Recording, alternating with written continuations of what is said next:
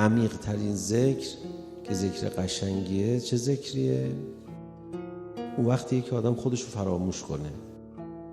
و رفقا شوخی نداره، این یک واقعیت.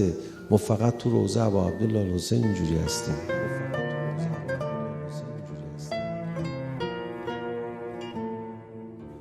اون وقتی که غرق روضه‌ایم، یه دفعی از خود بی خود میشیم.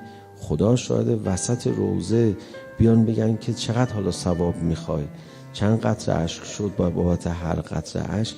از کسی بیاد بگه میخوای بزنیش، میگه برو کنار، این حرفا چی داری میزنی؟ تو روضه که آدم این حسابا رو نمیکنه.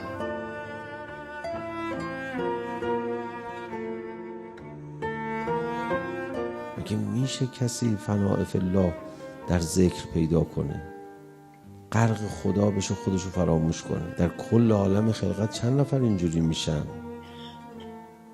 در هر قرنی، در هر عصری چند نفر اینجوری میشن؟ صدر روضه همون اول کار میبینی خدا یه تجربه عرفانی بهت میده. تو یه رتبه دیگه ای از حیات رو پیدا کردی. اصلا دیگه موقع گریه کردن برای امام حسین حساب نمی‌کنی امام حسین چقدر به نفعته. تو داری عاشقی رو تجربه می‌کنی. این یه رتبه دیگه از حیاته.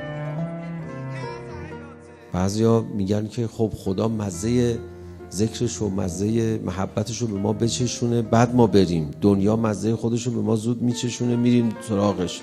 خدا میفرماید منم میچشونم. اومدی در خانه حسینم، مگه بهت بد گذشت؟ مگه کیف عالمو نکردی؟ خب بیشتر بیا در خونه حسین من.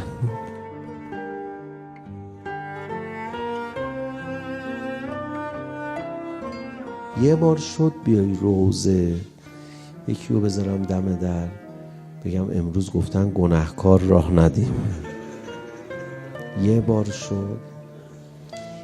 شد اشک و گریه‌مو بهت ندم، گریه حسینمو که لذت نبری، بگم نه تو آلوده ای. یه بار شد.